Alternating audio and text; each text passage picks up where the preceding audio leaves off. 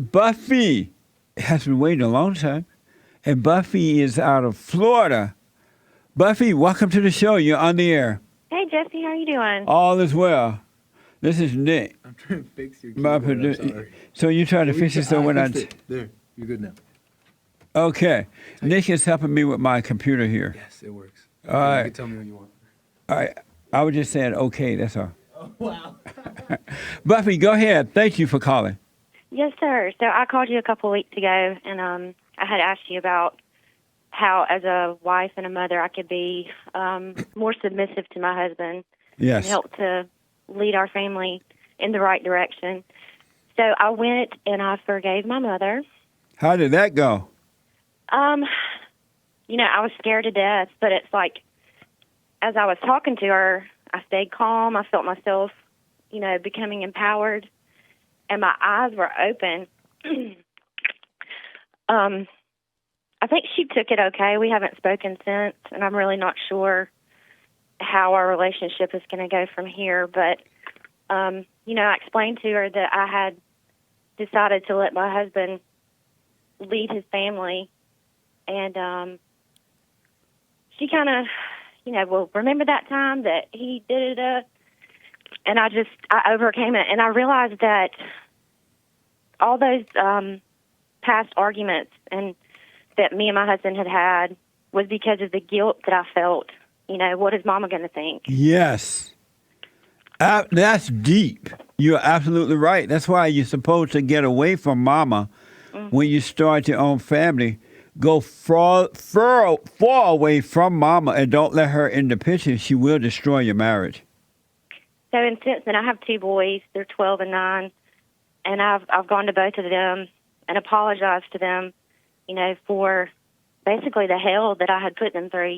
Yes. The yelling and screaming and just the resentfulness that I had portrayed onto my husband, and I've stepped back and started letting him be the father and lead his family, and it has been amazing. Amazing.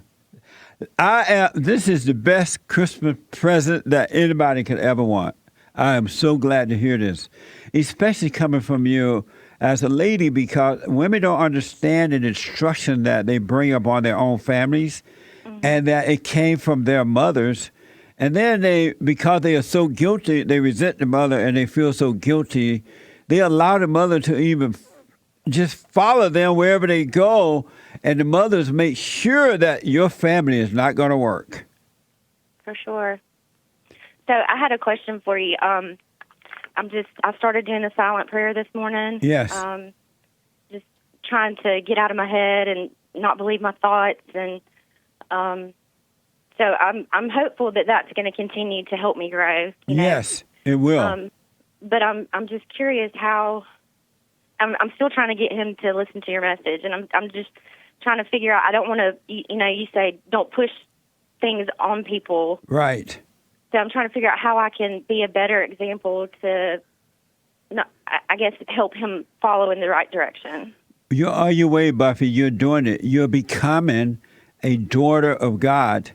And your husband is going to see that in you, because you're not going to have this anger. You're not going to be controlling.